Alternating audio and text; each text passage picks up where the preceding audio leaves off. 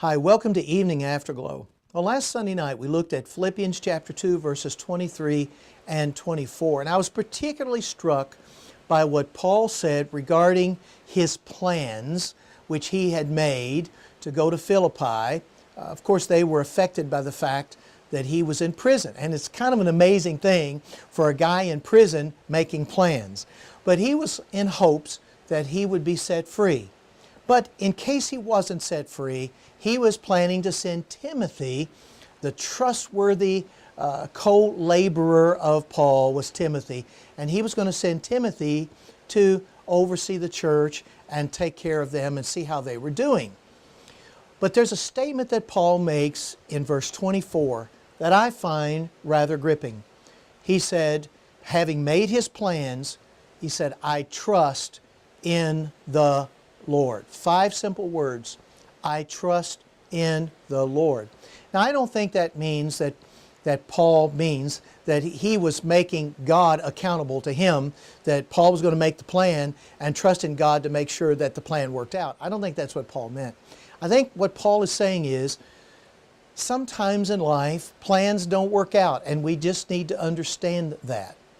And we need to trust our plans and trust our expectations and trust our hopes into the hands of God.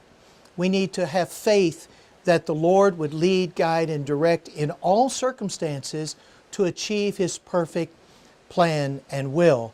And finally, I think he means that whatever God chose to do, God was going to be right, and Paul was going to believe that the Lord would do the right thing. So Paul trusted in the Lord. Now, I want to encourage each of us, including myself, to think about that. As we make plans today for tomorrow, that's good. I believe we have freedom to do that. Pray about your plans. Think about your plans. Be reasonable with your plans and do the best that you can. But then trust those plans to the Lord and say, Lord, if in some way these plans don't represent what you want me to do, I want your will to be done. Lead me, Lord. Guide me, Lord, to do what you want me to do.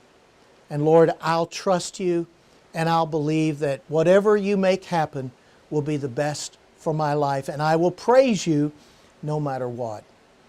It's hard in life at times, especially when we're disappointed, when things didn't work out.